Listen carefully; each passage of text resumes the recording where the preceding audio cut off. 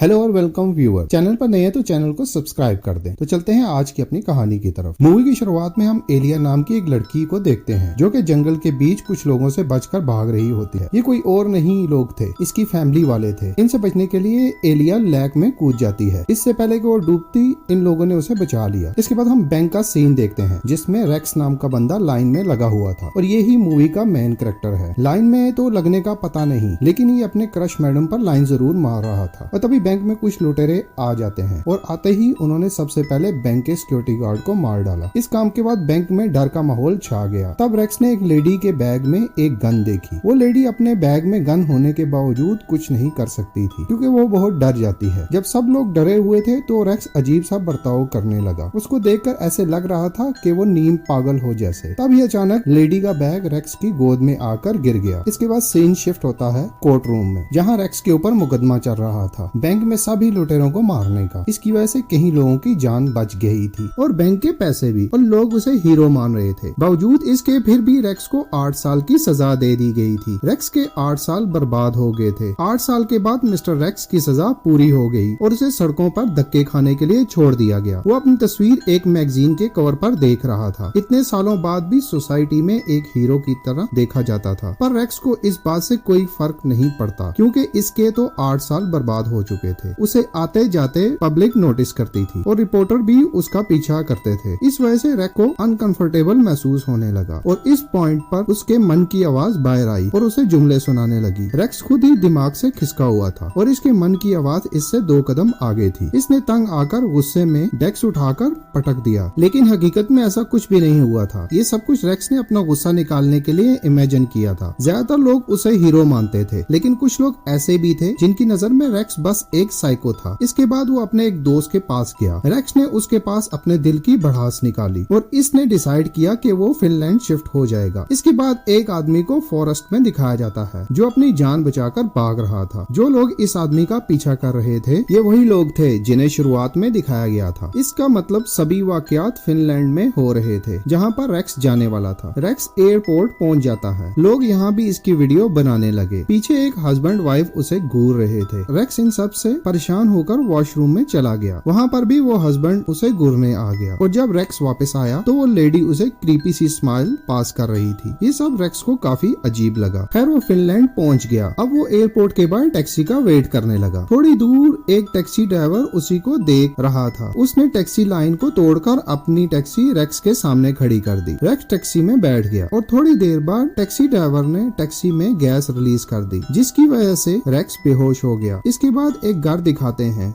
जिसमें एक नॉर्मल सी दिखने वाली फैमिली डिनर की तैयारी कर रही थी, लेकिन अक्सर जैसा दिखता है वैसा होता नहीं। उन्होंने रेक्स को अपने बेसमेंट में बांधा हुआ था। इस वक्त रेक्स के हाथ काफी मजबूती से बंधे हुए थे और उसकी एक टांग काट दी गई थी। रेक्स होश में आते ही चिल्लाने वाला था, लेकिन उसे किसी ने रोक लिया और ये कोई और नहीं इसके मन की आवाज थी जिसने रेक्स को खामोश रहने के लिए कहा। इसके बाद उसकी मन की आवाज ने उसकी जगह चीखो पुकार करके अपना गुस्सा निकाला। यहाँ तक के इसके मन की आवाज इसकी आवाज से ज्यादा स्मार्ट और खतरनाक थी। रेक्स की जिंदगी और मौत में उसके अंदर की आवाज बहुत बड़ा किरदार निभाने वाली थी। मन की आवाज सारे हालात जानकर इस नतीजे पर पहुंची कि इसकी किडनैपिंग के पीछे वो हस्बैंड वाइफ थे जो एयरपोर्ट पर उसे घूर रहे थे। रेक्स के हाथ काफी मजबूती से बंधे हुए थे, इसलिए उसे वहाँ से निकलने का कोई और तरीका सोचना था। इसके मन की आवाज के मुताबिक उसे बेहोश होने का ड्रामा करना होगा। ये लोग ह्यूमन हंटर थे। इसी बीच साइको फैमिली के सब लोग सोने लगे थे सिवाय ओलावी के, जो फैमिली का सबसे छोटा बेटा था। वो काफी क्यूरियस था इस बार के शिकार को लेकर, इसलिए वो रेक्स को देखने के लिए नीचे जाना चाहता था। रेक्स के पास ज्यादा टाइम नहीं बचा था, इसलिए वो अपने दांतों से ही रस्सी को काटने की कोशिश करने लगा। तभी उसे किसी के आने की आवाज आई तो वो बेहोश होने का दिखावा करने लगा। रेक्स ने हल्की हल्की आंखें खोलकर देखा कि वो जिससे डर रहा था वो बस एक मामूली सा बच्चा था। अब उसने एक प्लान बनाया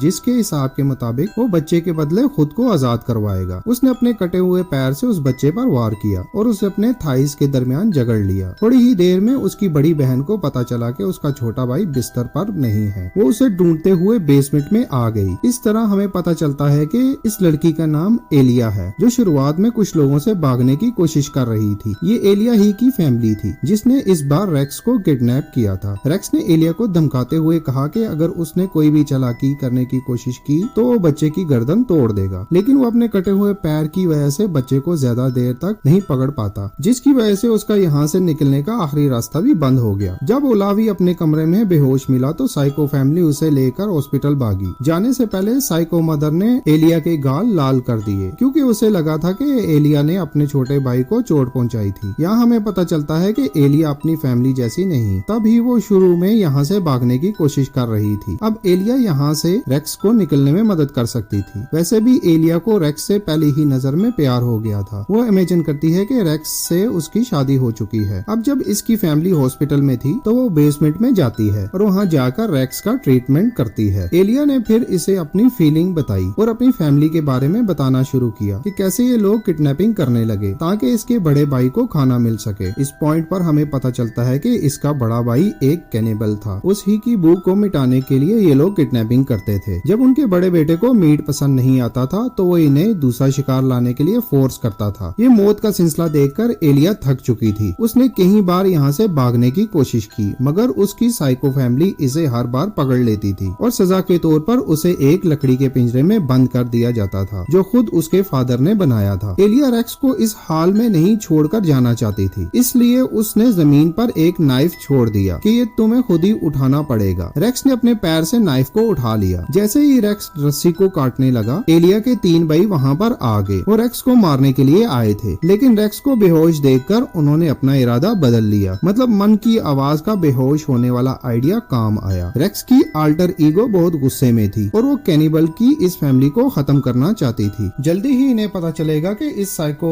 फैमिली का पाला इस बार रेक्स से पड़ा है। इसके बाद उन्होंने रेक्स के पांव पर गौर किया, जिसकी मरहम पट्टी हो रखी थी। ये देखकर ये लोग एलिया को ढूंढते हुए इसके कमरे में गए और वो वहाँ पर नहीं थी, बल्कि वो बेसमेंट में छुपी हुई थी। तभी ये लोग दोबारा से बेसमेंट में आ गए और एलिया को घसीटते हुए अपने साथ ले गए और इसके बाद रेक्स को बेहोश करने के लिए इंजेक्शन लगाया गया। बेहोशी की हालत में रेक्स की मेमोरी 8 साल पीछे चली गई, जब रेक्स बैंक में लुटेरों से लड़ रहा था। फाइनली हमें देखने को मिला रेक्स उस मूवमेंट में कितना खतरनाक हो चुका था। उसने सब ही लुटेरों को चुन चुन कर मारा। उसे देखकर ऐसा लग रहा था कि उस वक्त उसकी अल्टर ईगो उस पर हावी हो चुकी थी। हालांकि वो अपनी ब्रूटैलिटी के बावजूद भी वो सबका हीरो बन चुका था। फाइनली रेक्स ने अपनी लवर को भी बचा लिया था। लुटेरा इससे डरा हुआ था। रेक्स ने उसे शूट कर दिया, जिसकी वजह से रॉबिन की गन अलमारी की तरफ चल गई और अचानक एक बैंक एम्प्लॉय की मौत हो गई, जो वहाँ छुपी हुई थी। और ये थी रेक्स की जेल जाने की वजह, जिससे एक बेगुनाह इंसान की मौत हो गई थी। रेक्स को लंबी सजा के चलने मैडी ने उसके साथ सारे तल्लुकात खत्म कर दिए। वो अपनी जिंदगी के 8 साल बर्बाद नहीं करना चाहती थी। तभी रेक्स को होश आ गया। उसने देखा कि साइको उसका दूसरा पैर काटने की कोशिश कर रहा था, तो रेक्स ने उसे लात मारकर उसे दूर किया। वो इंजेक्शन लेने के लिए भागा। अब रेक्स के पास बहुत कम टाइम बचा था। उसने एलिया की दी हुई नाइफ से अपनी रस्सी काटना शुरू की। जैसे ही साइकोपैथ वहाँ आया, रेक्स ने नाइफ से उस पर हमला कर दिया। फिर वो बिल्कुल वक्त को जाया न करते हुए वहाँ आसपास पड़े कुछ हथियार देखने लगा, जो उसे वहाँ से भागने में काम आ सकते थे। उसे कुछ टूल्स मिल गए जो उसे बहुत काम आने वाले थे। रेक्स ने अपने कटे हुए पैर में गोल्फ स्टिक फिट कर दी और धीरे धीरे वो बेसमेंट से बाहर आ गया। और उसकी मन की आवाज ने एलिया को भी अपने साथ ले जाने के लिए कहा। और रेक्स घर के बाहर तो आ गया और एलिया के बगैर वहाँ से जाना नहीं चाहता था। और यहाँ पर ऐसा लग रहा था कि रेक्स और इसकी अल्टर ईगो ने एक बड़ा फैसला लिया है, जिसके बारे में हमें आगे पता चलेगा। जब दोनों हस्बैंड वाइफ घर लौटे तो वो घर के बाहर खून के धब्बे देखकर हैरान रह गए। उस वक्त इनके बच्चे सोए हुए थे। उन्होंने सबको किचन में इकट्ठा करके खूब सुनाई, क्योंकि उनकी निगरानी के बावजूद रेक्स भाग चुका था। इन्हें डर था कि कहीं रेक्स ने पुलिस को सब कुछ बता न दिया हो और शायद वो पुलिस के साथ यहाँ कभी भी पहुँच सकता है। इसलिए उन्होंने घर खाली करने का फैसला किया, लेकिन उनका प्लान फेल होते हुए दिख रहा था, क्योंकि रेक्स कहीं भागा नहीं था। वो तो टेबल के नीचे छुपा हुआ था और उन सबके इकट्ठे होने का इंतजार कर रहा था। उसने सब पर हमला कर दिया। जैसे ही रेक्स ने साइको मदर को मारने की कोशिश की, गन ने काम करना बंद कर दिया। फिर रेक्स ने गोल्फ स्टिक से मदर के सर पर वार किया। साइको ब्रदर ने अपनी माँ को बचाने की कोशिश की, मगर रेक्स ने नाइफ से उसका भी काम तमाम कर दिया। एलिया ने पिंजरे में से ही अपनी माँ को मार डाला। इस खून खराबे के बाद भी आजाद नहीं थे, क्योंकि रेक्स को अभी एलिया के सबसे बड़े भाई का सामना करना था। वो एक जीता जागता मॉन्स्टर था। कैनिबल उसकी तरफ धीरे धीरे बढ़ रहा था। उसका शरीर एक शैतान की तरह बढ़ा था। आखिर कैनिबल और रेक्स के दरमियान लड़ाई होती है। जैसे ही रेक्स ने रेफ्रिजरेटर का दरवाजा खोला तो उसने देखा कि उसकी टांग अभी भी सही फ्रिज में पड़ी थी। वो उसे देखकर देखकर काफी खुश लग रहा था कि कैनिबल की फैमिली में अभी तक इसका पैर नहीं खाया था। इसने अपनी लेग फ्रिज में से निकाली और कैनिबल पर हमला कर दिया और ये सब खत्म होने के बाद